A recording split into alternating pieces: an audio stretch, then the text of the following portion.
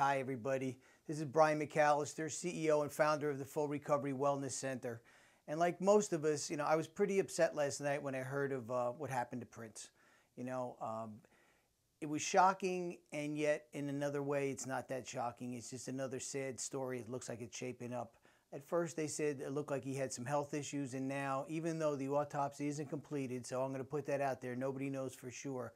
But it looks more and more like he had some issues with, Percocet and some opiates. And whether or not this is the case will come to the forefront soon enough. But it's probably a good time just to talk about what that means to all of us. We overprescribe opiates in this country at an incredible rate. The United States actually eats 80% of the Oxycontin on this planet, though we have only 5% of the population. More people right now are dying from prescription drugs than from all the heroin and cocaine overdoses combined a year. So there's a real issue. Now you have a great talent like a man like Prince who really was, he prided himself on not being part of the drug culture, on being a professional, on being an artist, on being a great musician. And he went out there and he really promoted his lifestyle. And due to an injury, it sounds like, from what I read in the papers, that he had a hip injury, and this injury he was probably prescribed a painkiller for. Being in the business myself and being a recovering alcoholic and addict, I know a few things. And one of them is that addiction is no respecter of persons. It doesn't respect anybody's talent, socioeconomic background, race, creed, religion. It's all the way we're made and what happens to us when we ingest some type of a mind-altering substance.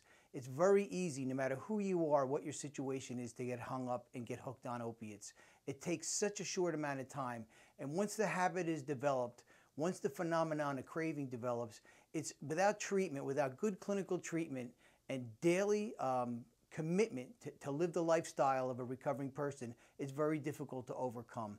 I'll never forget the first time that somebody told me that, they were a drug addict and alcoholic, and they came to a 12-step meeting, and they said they couldn't relate because most of the time when people come to a 12-step room, they hit certain bottoms along the way. They lose a relationship, or they lose their job, or they're in financial difficulty, or they start having health issues, or any numbers of things that get our attention.